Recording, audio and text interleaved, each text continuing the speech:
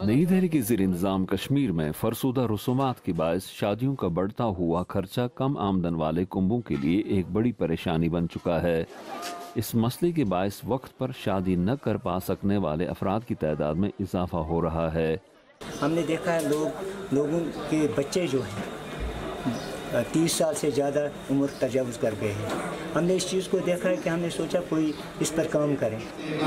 Non profit तंजीम Jafri council ने गुज़श्ता दिनों श्रीनगर में इज्तिमाई शादी की एक तकरीब मुनक़्क़द की, जिसके दौरान नादार और कम आमदन वाले ख़ानदानों से ताल्लुक़ रखने वाले 105 नौजवान जोड़ों का सादगी के साथ निकाह हुआ और फिर उन्हें रिवायती पकवान वाजवान खिलाकर और नई ज़िंदगी शुरू करने के लिए दरकार ज़रूरी सामान और चंद तहाई पेश करके अपने अपने घरों को रुखसत किया गया।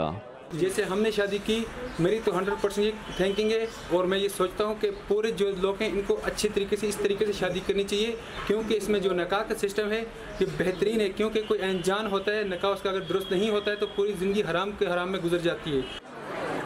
अगरचे जनूबी एशिया में इज्तिमाई शादियाँ कराने की रिवायत पुरानी है, मुस्लिम अक्सरियती वादी कश्मीर में ये अपनी नवीयत की पहली तकरीब थी।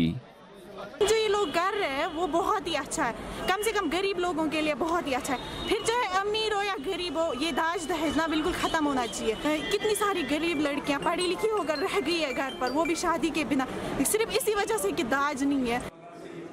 जाफरी कौंसल के ओहदेदारों का कहना है कि हर एक जोड़े को रिश्ते अज़दवाज में बंधवाने पर 50,000 रुपए से भी कम खर्चा हुआ।